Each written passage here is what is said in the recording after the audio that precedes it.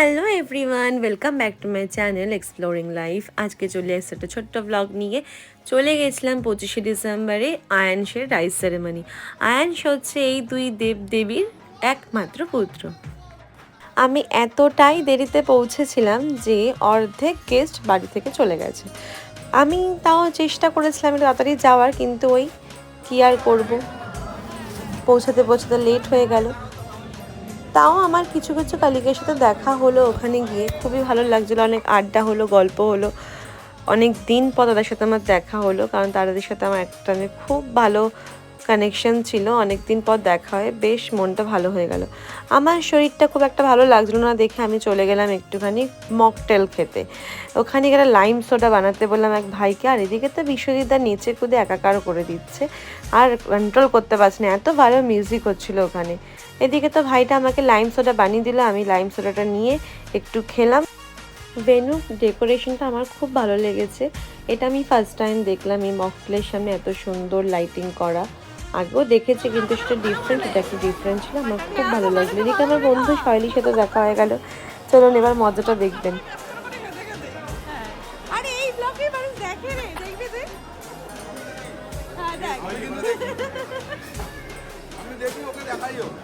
ধন্যবাদ ধন্যবাদ দেখে চিনতে পেরেছে। বলছি দিদিটাকে আমি ফেসবুকে দেখি না তো।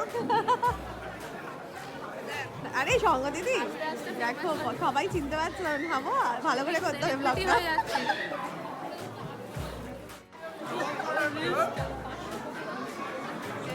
আস্তে আস্তে কামি ম্যাডাম ভিআইপি লোক ওরে হাই করে দাও। হ্যালো এই যে হাই করো হাই করো। কালকে রাত সকালবেলা দেখো দেখা যাবে ওর ব্লকে আমরা খাই।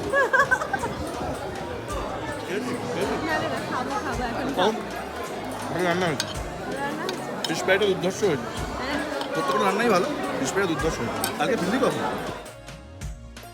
সবাই খাওয়া দাওয়া করতে ব্যস্ত, আর আমি সবার খাওয়া দাওয়ার ফুটেজ নিয়ে বেরোচ্ছিলাম।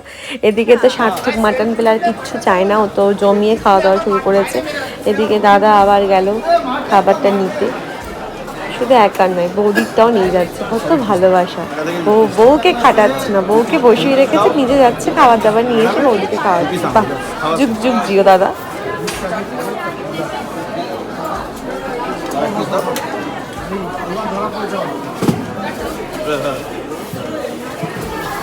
চলো তোমার আর কি আর কি তো সব নিয়ে না, এখানে খাওয়া বাজে সব নেবো দেবে ওই ওখানে ও দিয়ে সন্ধ্যার সাথে দেখা হয়ে গেল। এদিকে তো সহেলি চিরু এরা সবাই খাওয়া দাওয়া ব্যস্ত। এই ধরা পড়েছে, তুমি তো মিষ্টি হবে না। দারুন দারুন দারুন দারুন দারুন দারুন। এদিকে আসি।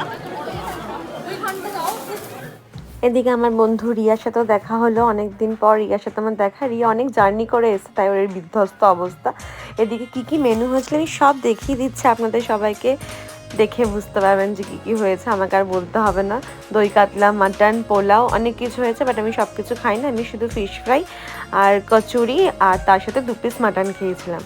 আর আমি বিয়েবাড়িতে কোনো সময় চাটনি পাঁপড় মিষ্টি খুব একটা আমি খাই না, তো এখানেও আমি খাইনি। বাট সব রান্না বান্না খুব ভালো হয়েছিল, যারা যারা খেয়েছে সবাই বলেছে আসবেন, আমিও খেয়েছি সবটা।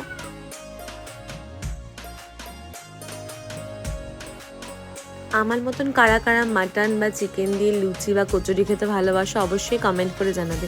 এদিকে ফ্রুট চাটনি, পাঁপড়, রসগোল্লা, নলেন গুড়ের আর সন্দেশ তো ছিলই, তার সাথে আইসক্রিম। সব শেষে পান খেয়ে মুখ শুদ্ধি করলাম। এরপর আমি বাড়ির দিকে রওনা দিলাম। আশা করব আয়ানস অনেক বড় হবে, ভালো থাকবে।